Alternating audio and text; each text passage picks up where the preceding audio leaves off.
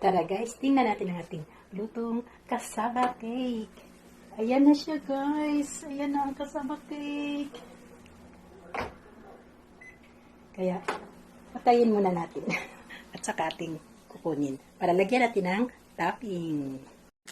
At lagyan natin ng pang-topping.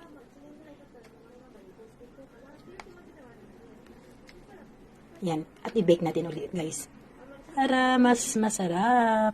At lagyan natin ng cheese.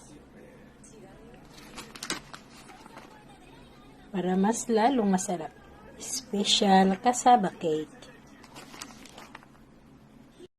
At luto na! Perfect! This is it.